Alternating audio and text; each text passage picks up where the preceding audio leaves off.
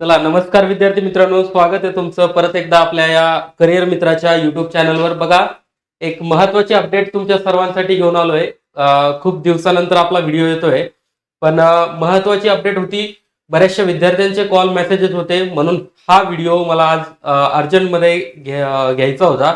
आणि तोच व्हिडिओ जो आपल्याला सांगणार आहे की नेमकी जाहिरात कधी येणार आहे ग्रुप सी ची, किंवा सरळ सेवेची असेल, जी आपली तलाठी असेल, किंवा इतर ज्या ग्रुप सी मध्ये सरळ सेवेचे पदे गेले तर त्याची जाहिरात कधी येऊ शकते. तर त्याबाबत थोडीशी हिंट आपल्याला या व्हिडिओमध्ये मिळणार आहे. आपल्याला एक माहिती आहे की 12 तारखेला एक परिपत्रक आलेलं आहे. परिपत्रक म्हणू शकतो आपण एक, की जे परिपत्रक मी तुम्हाला दाखवतो बघा. ते आहे नियोजन विभाग यांच्या मार्फत, म्हणजे कोण, महाराष्ट्र इन्स्टिट्यूशन फॉर ट्रान्सफॉर्मेशन मित्र यांच्यातर्फे हे एक कार्यालयीन आदेश आहे, ही नोटीस आहे आलेली. तर त्याबाबतच आपल्याला चर्चा करायची आहे. ही नोटीस कधीची आहे, तर ही नोटीस आहे बघा, ही नोटीस आहे आपली 12 जून रोजीची. 12 जून रोजीची ही नोटीस आहे आणि त्याच बाबत आपण आज सविस्तर सखोल चर्चा करणार आहोत. ओके, तर ही जी नोटीस आहे, ही नोटीस मी तुम्हाला आपल्या टेलिग्राम चॅनललाही शेअर करतो, जेणेकरून तुम्हाला जर ती नोटीस वाचायची असेल तर तुम्ही पर्सनली तिथे वाचू शकता. ओके, आपल्या टेलिग्राम चॅनलला तुम्ही जर तिथे फॉलो केलेलं नसेल तर तेही फॉलो करून घ्या. करिअर मित्र या नावाने आपलं टेलिग्राम चॅनल आहे. सोबत तुम्ही आपल्या या युट्यूब चॅनलला नवीन असाल तर इथे तुम्ही सबस्क्राईब करा. सोबत बेल आयकॉन जे आहे ते बेल आयकॉन तुम्ही नक्की प्रेस करा, जेणेकरून भविष्यात येणारी जी महत्वाची अपडेट आहे ती सर्वात आधी तुमच्यापर्यंत पोहोचेल. ओके, तर व्हिडिओला सुरुवात करू. विषय असा आहे बघा, एमपीएससी गट क याच्यामध्ये 3 महिन्यांची प्रतीक्षा आहे का जाहिरात येण्यासाठी. हा मेसेज सर्व स्पर्धा परीक्षा करणाऱ्या विद्यार्थ्यांच्या मोबाईलमध्ये असेल किंवा डोक्यामध्ये हा विचार येत असेल की सगळीकडे हा घुमतोय. ओके, सगळीकडे हा घुमतोय. आता नवीन परिपत्रक काय आहे, बदलता अभ्यासक्रम काय आहे, त्याच्यामध्ये तो परिपत्रक कशासाठी आलेला आहे, तर ही सगळी गोष्ट आपण बघणार आहोत. बघा, आता तुमच्याकडे डोक्यात प्रश्न काय आहेत बघा, तुमच्याकडे समोर आलेले प्रश्न काय आहेत की गट क ची जाहिरात कधी येणार. गट क ची जी जाहिरात आहे ती नेमकी कधी येणार. त्याच्यानंतर अभ्यासक्रमात बदल होणार का. दुसरा मोठा प्रश्न, अभ्यासक्रमात तुमचा बदल होणार का. आता अभ्यासक्रमात बदल होणार म्हणजेच पूर्ण तिथे स्ट्रक्चर जे ते चेंज होईल का. त्याच्यानंतर एक आहे, तांत्रिक आणि प्रशासकीय पदांची परीक्षा एकत्र होणार का. तांत्रिक आणि प्रशासकीय पदांची परीक्षा एकत्र होणार का. ओके, हा एक मुद्दा तुमच्या याच्यात डोक्यामध्ये येत असेल. आणि त्यानंतर एक टीसीएस किंवा आयबीपीएस चा पॅटर्न लागू होणार का. जसं आपल्याला माहिती आहे की तलाठी भरती सारख्या परीक्षा असेल, सरळ सेवेच्या परीक्षा असतील, तर या परीक्षा ज्या आहेत तर या परीक्षा आपल्या एमपीएससी कडे वर्ग करण्यात आल्या आहे, आपल्याला माहिती आहे. मग आता ह्या परीक्षा जर एमपीएससी कडे वर्ग करण्यात आल्या आहे तर मग या परीक्षा परत टीसीएस आयबीपीएस सारख्या संस्था घेऊ शकतात का. तर असे प्रश्न विद्यार्थ्यांना पडत आहेत. तर बघा, अजून याबाबतचं कुठलंही अधिकृत असं परिपत्रक नाहीये, जी आर नाहीये की ही परीक्षा टीसीएस घेईल की आयबीपीएस घेईल. आता आपल्याला हे अधिकृतपणे माहितीये की तलाठी भरती किंवा तत्सम परीक्षा ज्या सरळ सेवेच्या गट क च्या होत्या तर त्या परीक्षा ह्या एमपीएससी कडे गेलेल्या आहे. पण ह्या परीक्षा एमपीएससीच घेईल का, या परीक्षा टीसीएस आयबीपीएस घेईल का, तर याच्यामध्ये अजूनही क्लॅरिफिकेशन नाहीये. एमपीएससी ही परीक्षा घेणार आहे, पण एमपीएससी बाह्य संस्थेमार्फत ही परीक्षा घेऊ शकते असे चान्सेस कुठेतरी माग दिसत होते, पण आता अजूनही त्याच्यावर संभ्रम आहे. ओके, तर एक जे आपल्याला बघायला मिळतंय 12 जूनचं एक परिपत्रक असेल, एक नोटीस असेल आपल्याला बघायला मिळते. तर हे परिपत्रक नेमकं काय आहे, तर हे परिपत्रक आहे मित्रा याच्याकडनं, इन्स्टिट्यूट कडनं. आता काय आहे मित्रा, महाराष्ट्र इन्स्टिट्यूट फॉर ट्रान्सफॉर्मेशन यांच्या मार्फत हे परिपत्रक आलेलं आहे. मुख्य विषय काय आहे या परिपत्रकाचा, की एमपीएससीच्या स्पर्धा परीक्षांच्या अभ्यासक्रमांचे पुनरावलोकन करण्यासाठी तज्ञ समितीची स्थापना इथे करण्यात आली आहे. रिफॉर्मेशन करायचं. आता हे अभ्यासक्रम जो आहे तो पूर्ण इथे काय म्हणू, साध्या शब्दात म्हणू शकतो आपण की चेक करायचं आहे, त्याच्यामध्ये काही बदल आहे का, काही नवीन ऍडिशन करू शकतो का आपण, तर ती गोष्ट इथे करायची का, याच्यासाठी एक समिती इथे केलेली आहे बघा. आता आपल्याला माहिती आहे, आता हा अचानक बदल का घडतोय बरं, अचानक हा बदल का घडतोय आणि अचानक ही समिती का इथे गठीत करण्यात आली, अचानक का हा अभ्यासक्रम पुनरावलोकन करायची वेळ इथे एमपीएससी वर आली. तर बघा, हा 5 मेचा जो जी आर होता, 5 मेचा जी आर इथे खूप महत्वाचा आहे. 5 मेचा जी आर जो आहे ना, हा इथे खूप महत्वाचा आहे. कशासाठी की 5 मेच्या जी आर नुसारच आपल्याला माहित पडलं की ग्रुप सीच्या ज्या सरळ सेवेच्या एक्झाम्स होत्या त्या एमपीएससी कडे वर्ग करण्यात आल्या होत्या. ओके, म्हणून 5 मेचा जी आर इथे खूप महत्वाचा ठरतोय. तर आपल्याला माहिती आहे की गट कच्या सर्व नवीन पदांची चा जो समावेश आहे तो एमपीएससी मध्ये केलेला होता.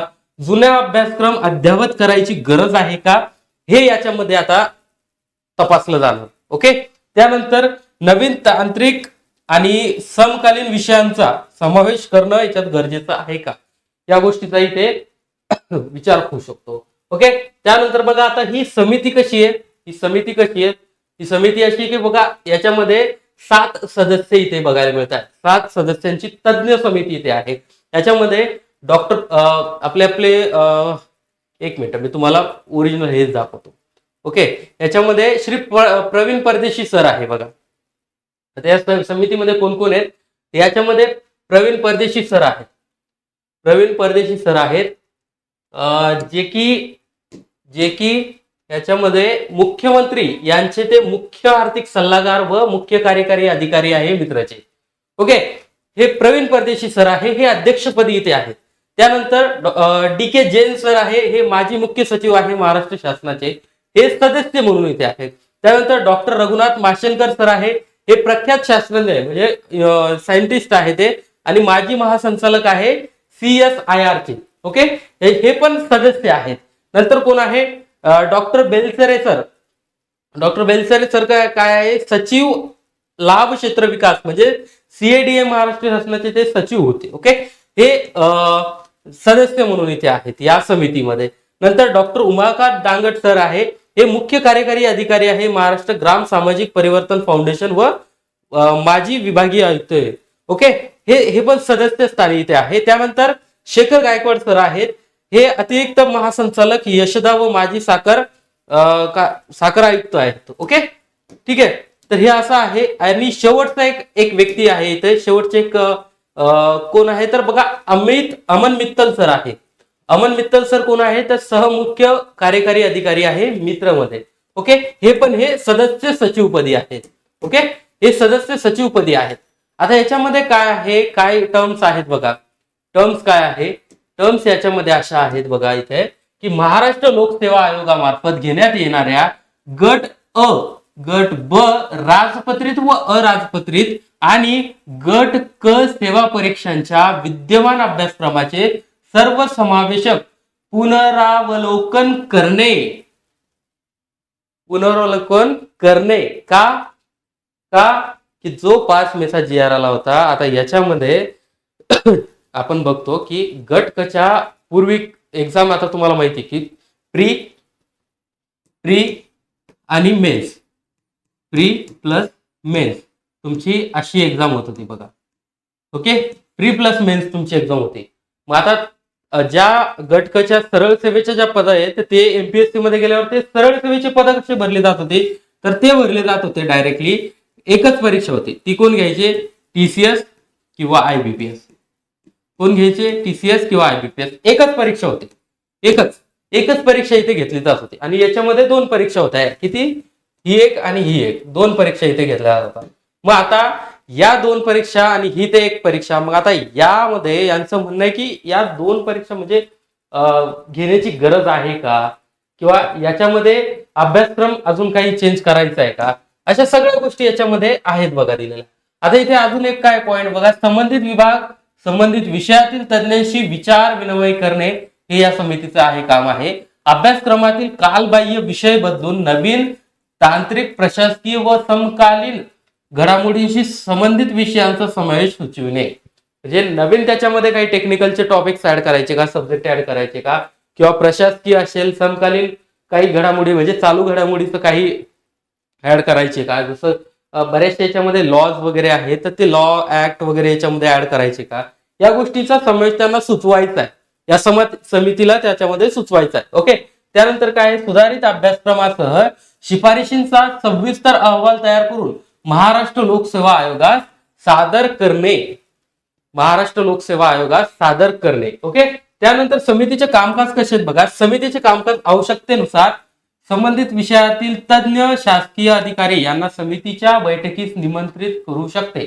समिती ही या तज्ञ अधिकाऱ्यांना, शासकीय तज्ञ अधिकारी असतील यांना ती बैठकीस निमंत्रित करू शकते. जर समजा एखाद्या गोष्टीमध्ये त्यांना एखाद्या अधिकाऱ्याची मदत लागली तर समिती त्यांना ऑफिशियली त्या बैठकीला, मीटिंगला बोलवू शकते. नंतर समितीचे कार्यालयीन कामकाज सदस्य सहमुख्य कार्यकारी अधिकारी मित्र हे पाहतील.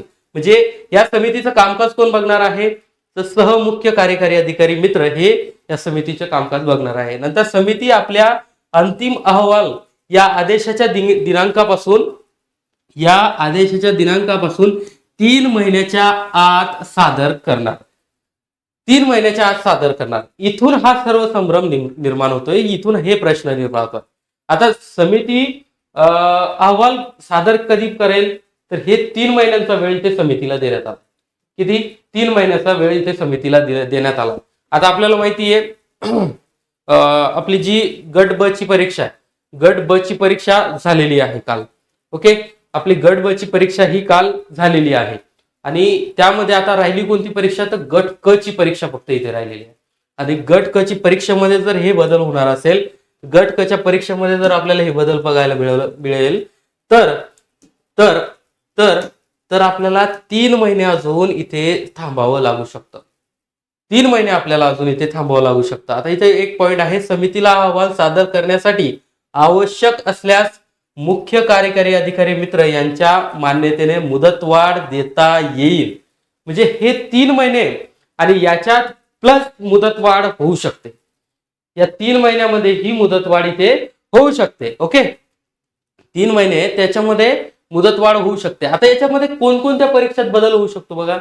कोणकोणत्या परीक्षा आहेत, गट अ आणि ब च्या आहेत. आपण बघितलं राज्यसेवेचे आहे, राजपत्रित आहे, या गट ब ची आहे, गट क ची जी आहे, सगळ्या याच्यामध्ये पद आहेत बघा. ओके. आता हे सगळ्या गोष्टी आपल्याला दिल्या आहेत, या सगळ्या गोष्टी दिलेल्या आहेत. आता वेळेवरच होणार का काही बदल होणार, याच्यामध्ये हा मोठा एक पॉइंट आहे आपल्याला. नवीन ऍड किमान 3 महिने उशिरा येऊ शकते समितीच्या अहवालाच्या निर्णयानंतर, कमीत कमी 3 महिने. आणि परीक्षा पॅटर्न आहे बघा. आता तुम्हाला एक सांगतो, अभ्यासक्रम अजूनही काय बोलतात ना ते, ग्रुप सी चा कसा असेल, जसं सरळ सेवा एमपीएससी कडे गेल्याच्या नंतर तो अजूनही कुठेही रिलीज करण्यात आलेला नाहीये. त्याच्यामुळे तिथे एक संभ्रम आहे. तो काय असेल, तो अभ्यासक्रम कसा असेल, त्याच्या बाबतीत अजूनही अस्पष्टता आहे. तो अजूनही कुठेही रिलीज झालेला नाहीये. त्याच्यामुळे त्याच्यामध्ये एकच परीक्षा होईल की मल्टिपल एक्झाम होतील, जसे प्री मेन्स होईल, आता हे कुणालाच अजून कल्पना नाहीये. आता तुम्ही या गोष्टीमध्ये काय करायला पाहिजे माहिती का, तुम्ही या गोष्टीमध्ये काय करायला पाहिजे, तुम्ही सगळ्यात पहिलं तर शांत राहा. कोणत्याही अफवेवर विश्वास ठेवू नका. तुमच्याकडे एमपीएससीचा अधिकृत वेबसाईट आहे, त्या अधिकृत वेबसाईटच्या ज्या नोटीस बोर्ड आहे, तिथे अधिकृत वेबसाईटचं नोटीस बोर्ड आहे ना, त्या नोटीस बोर्डवर सगळ्या गोष्टी तुम्हाला येत असतात. सगळ्या गोष्टी येत असतात. कुणी काही जरी सांगितलं तुम्हाला, तर सर्वात प्रथम तुम्ही एक ऍस्पिरंट म्हणून, एक स्पर्धा परीक्षा करणारा जागरूक विद्यार्थी म्हणून तुम्ही त्या वेबसाईटवर जाऊन स्वतः चेक करा पाहिजे की ही गोष्ट घडणार आहे का, ही गोष्ट घडली आहे का. जर कोणतीही गोष्ट घडलेली असेल, घडणार असेल किंवा घडणार जर भविष्यात घडणारी असेल, तर ती गोष्ट घडण्यासाठी एमपीएससी त्याच्यावर काहीतरी परिपत्रक वगैरे, जीआर वगैरे तर जाहीर करेल ना, एखादा नोटीस जाहीर करेल. ओके. तर सगळ्यात पहिले शांत राहा आणि एमपीएससीच्या अधिकृत माहितीची जी अभ्यासक्रमाची वाट पाहा तुम्ही, थोडं शांत राहा. ओके. नंतर सातत्य राखा. जाहिरात जर समजा आता 3 महिने नंतर येते, मग अशामध्ये तुमचा अभ्यास थांबवायचा आहे का तुम्हाला, अशामध्ये तुम्हाला तुमचा अभ्यास थांबवायचा आहे का, तर नाही. अशामध्ये तुम्हाला तुमचा 3 महिने तुमचा वेळ एक्स्ट्रा मिळणार आहे तुम्हाला तुमच्या अभ्यासासाठी.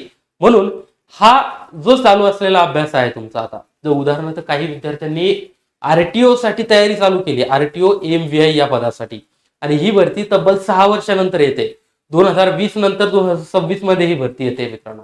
आणि याच्यासाठी बरेचसे विद्यार्थी म्हणजे जे मेकॅनिकल ऑटोमोबाईल इंजिनियर आहेत यांनी तयारी चालू केलेली आहे ऑलरेडी. आणि याच्यामध्ये आता त्या विद्यार्थ्यांना उलट अजून एक संधी मिळाली आहे 3 महिन्याची. जे प्रिपेरेशन करत होते, ज्या विद्यार्थ्यांना वाटत होते की बाबा आता जाहिरात येणार आहे, जाहिरात येणार आहे मार्चमध्ये, एप्रिलमध्ये, मे मध्ये जाहिरात येईल आणि आपलं अजून कोणताच अभ्यास झालेला नाहीये, तर त्या विद्यार्थ्यांसाठी ही सुवर्ण संधी आहे. 3 महिन्याचा जर वेळ भेटतोय तुम्हाला तर खूप मोठी संधी तुम्हाला इथे. म्हणून अभ्यास इथे थांबवू नका. आणि मुख्य या परीक्षेचा मूळ पाया तुमचा पक्का करा. हे बघा, प्लॅनिंग तुमची अशीच राहू द्या की तुमची प्री आणि मेन्स या 2 एक्झाम होतील म्हणून. ओके, असं समजू नका की एकच परीक्षा होईल आणि एकाच परीक्षेमध्ये माझं सिलेक्शन होईल. बघा, एमपीएससी आहे, काहीही होऊ शकते इथे. इथे प्री मेन्स ही पण होऊ शकते आणि जर झालं तर एक सिंगल परीक्षा ही होऊ शकते. त्याच्यामुळे तुमचा जो प्रिपरेशन आहे, तुम्ही आता जी तयारी बऱ्याचशा विद्यार्थ्यांनी केलेली की बाबा मला प्री मेन्स एक आणि क्वालिफाय, प्री मेन्स आणि पोस्ट अशी त्यांची एक पॅटर्न बनलेला आहे. तर तोच पॅटर्न तुम्ही फॉलो करा, तोच पॅटर्न तुम्ही तिथे फॉलो करा आणि तयार राहा. तयार राहा. जुने जे पारंपरिक विषय आहे आणि नवीन जे विषय येणार आहेत ना, ज्याच्यामध्ये टेक्निकल असतील किंवा नॉन टेक्निकल असतील, तर या गोष्टीसाठी तयार राहा. बर्डन घेऊ नका. जेव्हा ही जी नवीन अपडेट येईल याच्याबाबतची, तर याच्यामध्ये कुठल्याही प्रकारचं बर्डन तुम्ही घेऊ नका. तयार राहा सगळ्या गोष्टीसाठी. होणार काय? जास्त काही जादूटोना होणार का? काहीच नाही, काहीच नाही होणार. जादूटोना काहीच होणार नाही. अभ्यास, तुमच्या अभ्यासाच्या व्यतिरिक्त काहीच इथं विचारलं जाणार नाही. अभ्यासाच्या व्यतिरिक्त इथं बाहेर कुठलाच कोणताच प्रश्न येणार नाही तुम्हाला. ओके, फक्त तुम्हाला प्रिपेअर राहावं लागेल, प्रिपेअर राहावं लागेल. आता जे मुलं AMVI साठी तयारी करताय तर त्या विद्यार्थ्यांनी तर खास करून या संधीचं सोनं करायला पाहिजे. आता तुम्ही जॉब करत असाल, मेकॅनिकल इंजिनियर, आपल्याला माहिती आहे इंजिनियर आपण असं आहोत की उद्या पेपर आहे ना, आदल्या रात्री आपल्याला तयारी करायची आहे, अशी आपली मानसिकता असते. ओके, तर आपल्याला वेळ भेटलाय तर याच्यामध्ये तयारीला सुरुवात करा. आणि याच्यामध्ये बघा, एक तुम्हाला सजेशन राहील, एक सजेशन राहील की आता 3 महिने मिळाले, 3 महिने खूप वेळ असतो. तर जर समजा ही परीक्षा पुढे गेली, ही परीक्षेची जाहिरात अजून जरी आली नाही 3 महिने, तर मी तुम्हाला एक सजेशन देऊ इच्छितो की तुम्ही तुमची जागा जर तुम्हाला निश्चित करायची असेल ना, तर आधी तुम्ही एक बॅच तुम्ही जॉईन करा. ऑनलाईन असेल, ऑफलाईन असेल, तुम्ही एक कोर्स तुमचा जॉईन करा. तुमचे प्रिपरेशन जरी झालेले असेल ना, किंवा सर मी तयारी करत असतो, तयारी केलेली आहे, मला बॅचची किंवा क्लासेसची गरज नाहीये, मी सेल्फ स्टडी करते, सेल्फ स्टडी करतो, पण रिस्क घेऊ नका, रिस्क घेऊ नका. कारण ही 2026चं जे वर्ष असणार आहे, हे वर्ष पूर्णपणे सरकारी नोकरीचं वर्ष असणार आहे. आणि एवढी मोठी भरती एमपीएससीच्या इतिहासामध्ये पहिल्यांदाच होऊ शकते बरं. 50,000 प्लस जागा याच्यामध्ये येऊ शकतात. तर यामध्ये मित्रांनो रिस्क घेऊ नका बिलकुल. 2,000 5,000 ह्या किमतीला पाहूच नका. ही तुमची इन्व्हेस्टमेंट आहे. याच्यामध्ये एक चांगली बॅच तुम्ही जॉईन करा. महाराष्ट्रामध्ये बऱ्याचशा बॅचेस आहेत, पण याच्यामध्ये ही स्वतः ठरवा की आपल्याला कोणती गोष्ट फ्री मिळते, कोणती गोष्ट चांगली मिळते. किंवा बरेचसे लोक काय करतात की डेमो तुम्हाला देतात, तर त्या डेमो लेक्चर तुम्ही बघा त्यांचे कसे होत आहेत, काय होतात. ओके, लास्ट टाइम आपण बघितलं महाराष्ट्रामध्ये एक अकॅडमी आहे जी इग्नाइट अकॅडमी नावाने आहे बघा. इग्नाइट अकॅडमीने महाराष्ट्रामध्ये प्रत्येक जिल्ह्यामध्ये टेस्ट सिरीज त्यांची आयोजित केली होती. आणि ही टेस्ट सिरीज त्यांनी फ्रीमध्ये घेतलेली, पूर्णपणे फ्री घेतलेली ही टेस्ट सिरीज त्यांनी. तर याच्यामध्ये इग्नाइट अकॅडमीलाही तुम्ही प्रेफर करू शकता. इग्नाइट अकॅडमीची टेस्ट सिरीज मी स्वतः बघितली. याच्यामध्ये पूर्णपणे आयोगाच्या पॅटर्नवरती टेस्ट सिरीज होती. आणि ती टेस्ट सिरीज आता मी स्वतःही ती टेस्ट सिरीज मी बघून सोडून बघितली सर्व. तर पूर्णपणे आयोगाच्या पॅटर्नवर होती. अभिजित राठोड सर आहे, त्यांची टीम आहे, त्यांनी पूर्णपणे ती टेस्ट सिरीज तयार केलेली होती. सोबत त्यांची जी बॅच आहे ती ऑनलाईन बॅच आय थिंक त्यांच्याकडे आहे, ऑनलाईन आहे, ऑफलाईन आहे, दोघंही बॅचेस आहेत. तर इग्नाइट अकॅडमी मी तुम्हाला सजेस्ट करू शकतो. तुम्ही वाटलं जर ना, तर तुम्हाला एमपीएससी मध्ये कंबाईन मध्ये जर बेस्ट अकॅडमी पाहिजे असेल महाराष्ट्रातली, तर सध्या स्थितीला इग्नाइट अकॅडमी ही बेस्ट आहे. त्याच्यामध्ये त्यांचं खूप जुनं काम त्याच्यामध्ये एमपीएससी मध्ये आहे. मी सोबत तुम्हाला त्यांचा नंबर पण एक प्रोव्हाइड करतो. जर तुम्हाला वाटलं त्यांचं ॲप आहे स्वतःचं, ते ॲप तुम्ही डाउनलोड करू शकता. नंतर इग्नाइट अकॅडमी नावाचा ॲप आहे. नंतर त्यांचा नंबर आहे, तो नंबर पण मी तुम्हाला देतो बघा. 8888 99 61 16 हा त्यांचा नंबर आहे. या नंबरलाही तुम्ही कॉल करून त्यांची बॅच जॉईन करू शकता. काहीतरी लक्ष काहीतरी नाव आहे त्या बॅचचं. ओके, ती बॅच तुम्ही जॉईन करू शकता. टेस्ट सिरीज त्यांची घेऊ शकता. टेस्ट सिरीज तर फ्रीच आहे.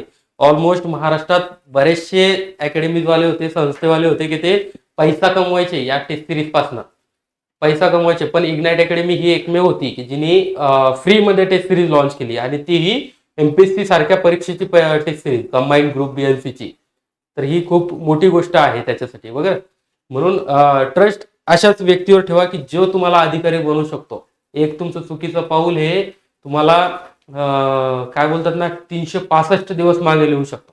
365 दिवस म्हणजे लाखो रुपयाचं तुमचं नुकसान आहे. आता तुम्ही म्हणाल लाखो रुपयाचं नुकसान कसं आहे सर? जर उदाहरणार्थ तुम्हाला 1 लाख रुपये पगार आहे, आता मंथली तुम्ही धरून चाल, 8वं वेतन आयोग आहे, 1 लाख रुपये पगार आहे तुम्हाला. 1 लाख रुपये पगार आहे. 12 महिन्याचे किती झाले? 12 महिन्याचे किती झाले? 12 महिने झाले 12 लाख रुपये. 12 लाखाचं नुकसान आहे तुमचं. एक चुकीचा निर्णय आणि 12 लाखाचं नुकसान तुमचं तिथं होणार आहे. ओके, तर निर्णय योग्य घ्या, वेळेवर सगळ्या गोष्टी करा. बॅच तुम्ही स्टडी जरी पहिले चालू केलेली असेल तरी ही बॅच जॉईन करा. त्यांचे फ्री क्लासेस सुद्धा आहेत. फ्री यूट्यूबला त्यांचे क्लासेस सुद्धा चालतात, तर तिथेही तुम्ही त्यांचं क्लासेस जॉईन करा. त्यांच्याशी पर्सनल कनेक्ट ठेवा. हा नंबर आहे 8888 99 61 16. या नंबरला तुम्ही कॉल करून त्यांना बोलवू शकता की तुमचे जे प्रश्न असतील ते मांडवू शकता त्यांच्यासमोर. ओके, तर बघा असं होतं आजचं हे जे परिपत्रक होतं त्याचं विश्लेषण आपण बघितलं संपूर्ण, कशा पद्धतीने काय आहे म्हणून. तर याच्यामध्ये आता बघू आपण पुढे काय होतं काय नाही. तर आता 12 जूनचं हे परिपत्रक आहे. अजून 3 महिने आपल्याला वाट बघावं लागणार आहे. याच्यामध्ये कधीपर्यंत ही अंमलबजावणी होते किंवा याच्यामध्ये मुदतवाढ वगैरे भेटते का हे बघावं लागेल आपल्याला. ओके, तर आता तुम्ही चॅनलला जर नवीन असाल तर सगळ्यात पहिले चॅनलला सबस्क्राईब करा. चॅनलला सबस्क्राईब केल्याच्या नंतर तिथं साईडला एक बेल आयकॉन आहे बघा, ते बेल आयकॉन तुम्ही नक्की तिथे प्रेस करा. आणि आपलं सोशल मीडियाला सध्या जेनजीचं युग आहे बघा. सोशल मीडियाला आपलं इंस्टाग्रामवरही पेज आहे, तिथं आपले 10,000 प्लस तिथे फॉलोअर्स सबस्क्रायबर आहेत, तर तिथेही तुम्ही नक्की जॉईन करा. नंतर आपलं टेलिग्राम चॅनल आहे, तिथे अपडेट्स तुम्हाला मी टाकत असतो डेलीच्या. तिथेही आपलं बऱ्यापैकी जो सबस्क्रायबर बेस जुडलेला आहे. खूप कमी वेळामध्ये एवढे विद्यार्थी आपल्याला जुडलेले आहेत. तर पूर्णपणे ऑथेंटिक माहिती तुम्हाला तिथे मिळेल. कामाव्यतिरिक्त तिथं कुठल्याही प्रकारची गोष्ट तुम्हाला मिळणार नाही. जी तुमच्या अभ्यासाची असेल तीच गोष्ट तुम्हाला मिळेल. आणि तुम्ही जर सिरियस ॲस्पिरंट असाल, जर सिरियस तुम्ही एमपीएससी करणारे असाल, स्पर्धा परीक्षा करणारे असाल, तरच ते टेलिग्राम चॅनल जॉईन करा, नाहीतर नाही केलं तरी चालेल. ओके, तर भेटू अशाच एका महत्त्वपूर्ण व्हिडिओमध्ये. तोपर्यंत थँक्यू, ऑल द बेस्ट.